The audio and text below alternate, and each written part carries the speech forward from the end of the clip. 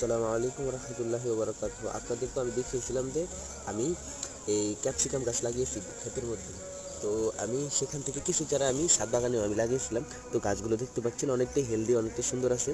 তো এই ক্ষেতে যে লাগিয়েছিলাম সেটা সম্পর্কে আমি পরবর্তীতে আমি সেটার আপডেট দিয়ে দেবো।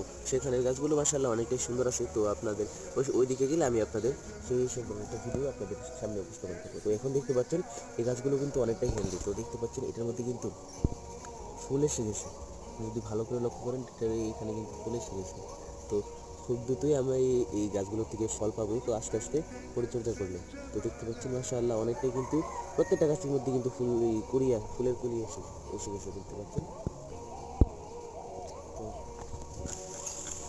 তো তো এখন এই তো দেখতে পাচ্ছেন গাছে ফুল আসে। পরবর্তী আপডেট আমরা আমাদের এই চ্যানেলের মাধ্যমে আপনাদের দেবো। অবশ্যই আপনারা আমাদের চ্যানেলটি সাবস্ক্রাইব করে রাখবেন। জাজ গার্ডেনের সাথে থাকুন। আসসালামু আলাইকুম রহমতুল্লাহি তাআলা ওয়া বারাকাতুহু।